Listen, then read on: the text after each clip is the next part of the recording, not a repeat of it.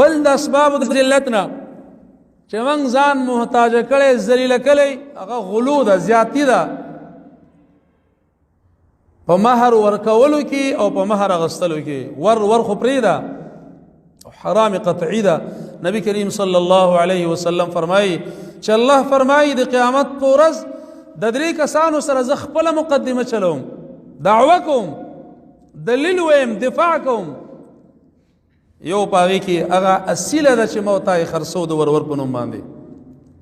او په هغې باندې په یو نوم بل نوم هیلې چې دي دا د یهودو پیشه وه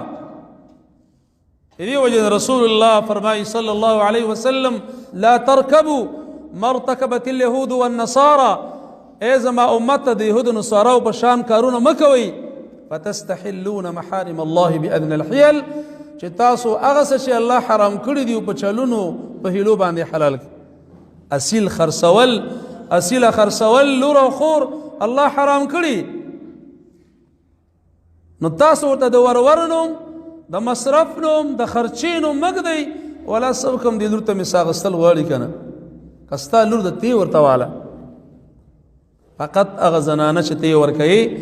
هغه الله تبارک وتعالی هغه دپاره مهر مقرر کړی څومره چې د خاوند په وس کې وي دومره دې ورته ورکړي د دې نه اضافي مصارف اخیستل خوراکي مواد اخیستل د ورور په نوم پیسې اخیستل دا حرام دي رسول الله علیه السلام فرمایي یو ونه وړی حرام دي وخوړه څلوېښت ورځې الله عبادت نه قبلوي او ستا ټول کورنۍ حرام خوري ته به عزت غواړې ته بیا هم سر لوړ وړې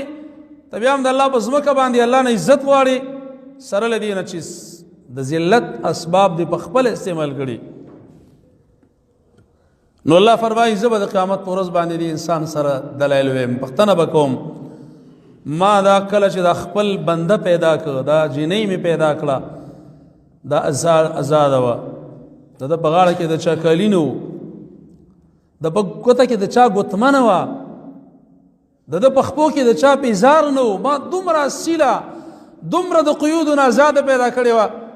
او تا واغسته خرڅه دې کړه د الله جواب به څوک ووایي یو صحابي د ابن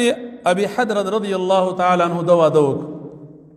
او ده په واده کې خپلې ښځې دپاره 200 درهمه هغه وخت 200 روپۍ مهر وټاک نه وي ورسره راغی نبي کریم علیه الصلاة والسلام ویا رسول الله ما سره مرسته وکړه پیسې یې راکړه پوښتنه یې ورنه وکړه څه دپاره یا رسول الله ما واده کړی ما باندې د ښځې مهر ده نبی کریم صلی الله علیه وسلم ورته وفرمیل څومره مهر ده ویا رسول الله 200 روپۍ نبی کریم صلی الله علیه وسلم فغضب رسول الله صلی الله علیه وسلم په 200 روپو ورته رسول الله علیه السلام غصه شو نبی کریم ورته غصه وکړله بیا ورته وفرمیل چې کأنکم تقطعون الذهب والفضة من الجبل تا څه شوي دي چې 200 درهم د په نکاح کې په مهر کې ورکول ولې ته غره ته تللی وې هلته د سره او سپین اخیستل چې دومره پیسو ته ستا ضرورت و نبی کریم هغه صحابي ته غوسه کړې ده چا چې د خپل مهر پیسې ډېرې ټاکلي او صحابه ورته فرمایلي وو هغه نکاح کې به ډېر برکت او خیري د چا چې مهر کمي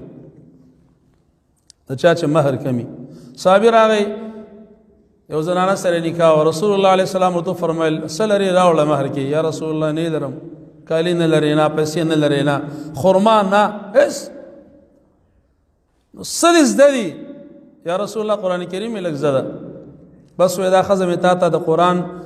په مهر باندې درکړه ورونو په مهرونو کې غلو کول مهرونه لکونه روپۍ او په خلکو باندې تولې تولې سره کېښودل یا د ورور په نوم اخیستل دا ټول په اسلام کې منع دي هغه مهر جایز ده چې خاوند میړه د هغې د ورکولو توان ولري او د زړه